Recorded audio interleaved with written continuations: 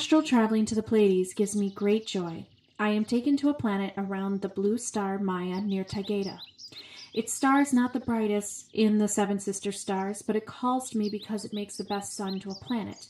Being not as bright, it creates a comfortable environment where it isn't too cold and not too hot. These humanoid elven-like beings have invited me to see one of my homes I have been involved on in the past, and may return to in the future. As I go to them by stepping through a beautiful silver ornate portal, I see a lovely open landscape before me. I see 3 of the Pleiadians, and they are very humanoid looking, but they have an elfin quality to them. They are tall and graceful looking, and I look at their faces and they are a bit exotic in features. Eyes are almond shaped like a cat, which helps affirm the Lyran lineage that I have sensed in them, and they have large foreheads, but not out of proportion to the rest of their faces. The 3 standing before me is one woman with long dark hair with violet eyes, one Nordic-looking blonde woman with blue eyes, and one man with short silver hair with moss-green eyes. They are wearing white and silver robes and flowing pants with ornate patterns on them. Silver starburst shapes mixed in with swirls I see on their shoulders and chest. They smile to me and greet me warmly. I don't ask for their names yet, and they don't give them to me either. They point to a path within the field, asking me to walk with them.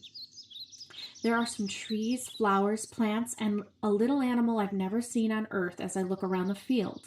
They are completely different and beautiful in their strangeness to me. There is a type of squirrel-looking animal with 2 tails and very pointy furry ears. I can see a white fox-like creature staring at me from somewhere in the middle of the field. I do notice some bushes and some plants and even a few types of trees that remind me of Earth.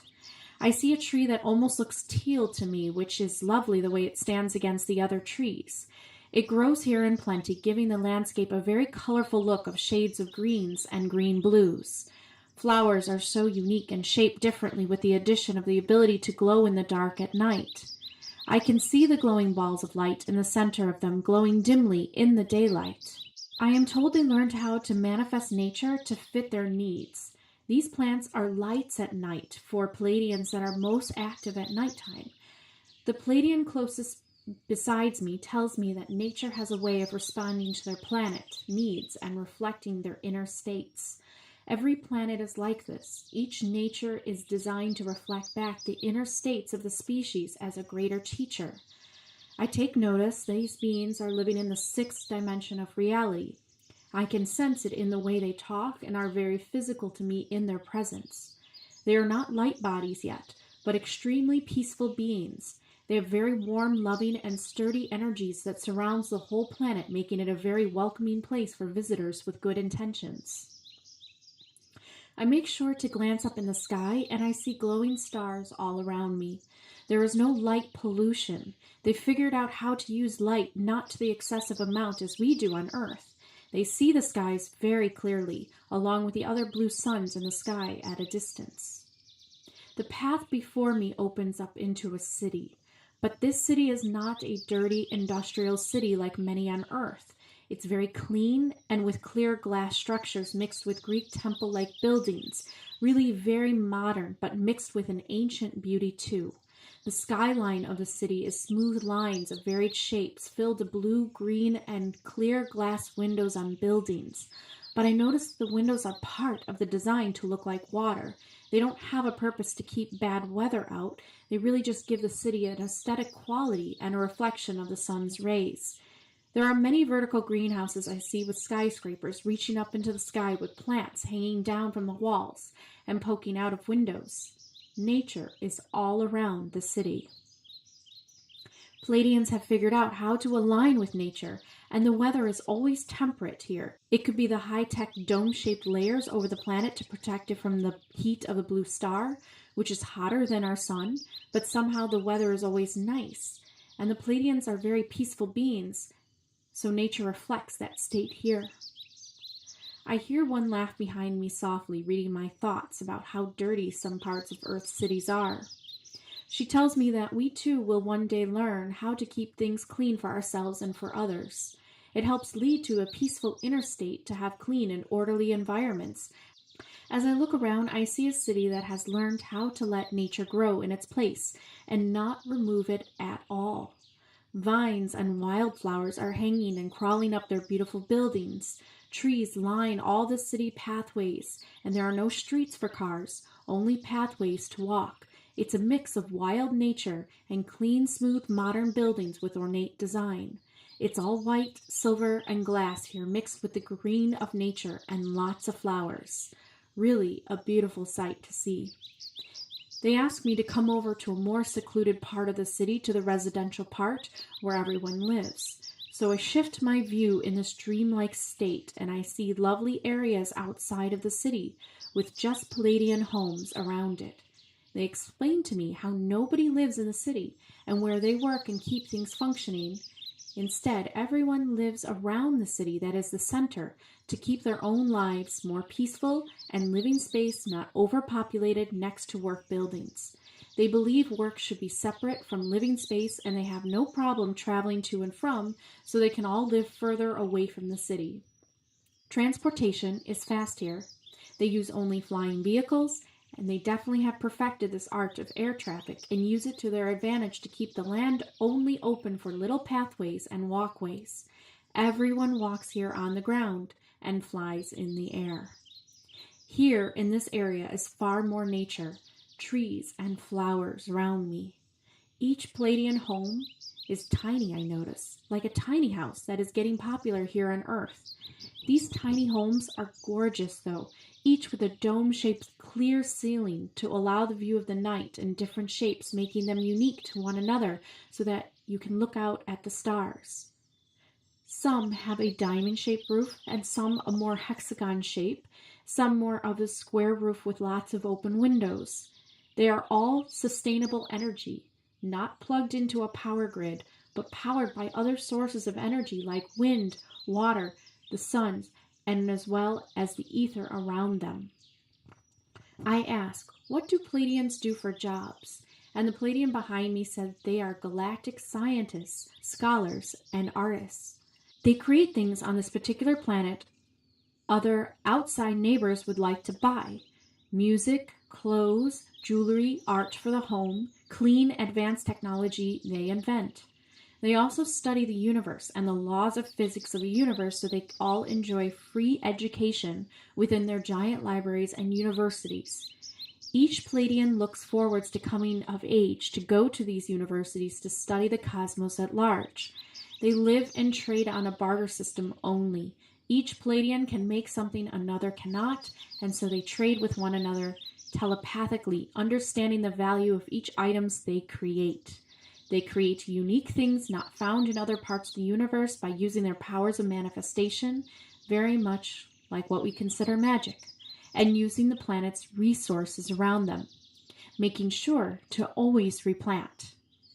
They are scientists in exploring other worlds and observing others, always coming up with new theories to better themselves. Every Pleiadian is gifted in both sciences and arts. They are very balanced beings. They have one small council that is a system of government to go to for advice in the center of the city on certain issues or concerns about the land or disputes. Other than that, everyone is truly free to do as they please. They smile and they tell me together. They party a lot. There are no laws here, only codes and ethics to follow. What about war, military? They sigh and tell me they too have one. Every Pleiadian is trained in the university for the art of combat to protect the planet. They know a type of dancing fighting style for physical ambushes, and they have laser-type weapons as guns stationed around the city for outside attacks. And they have a large laser-type beam that shoots hostile ships down from the center of their cities. He adds, they haven't had to use this laser on reptilians for thousands of years. The reptilians moved on to easier prey, unfortunately, in the lower dimensions of space, and species who aren't aware of them in their perception levels about the universe. I sense there is a deep warring nature in the Pleiadians as I look at the graceful but strong beings before me, but they put it past themselves and only use it for defense now of their own planet. Never against one another.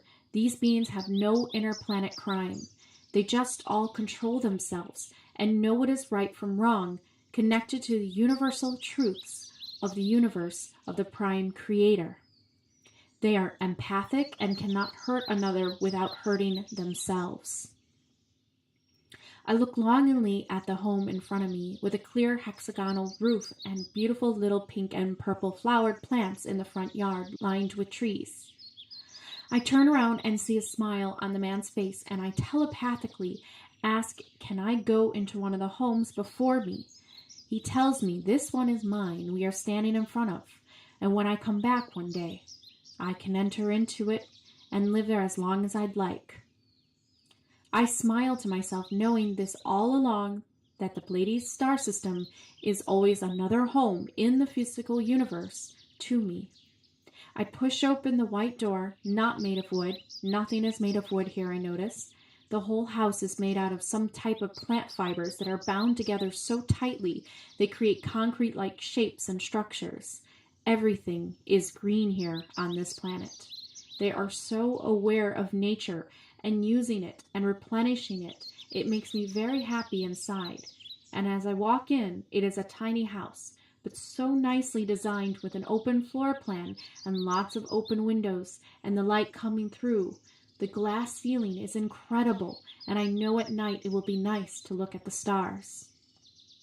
I see really simple yet modern furniture and lots of plants everywhere. On the walls is floating air plants and standing tall in vases around me. They left it pretty open for me to design later. I am satisfied with the peaceful home that could fit a small family inside if I wanted to have one. I ask them if we can go see more of the nature landscape, and we go outside, walking a bit in silence as I look at my surroundings.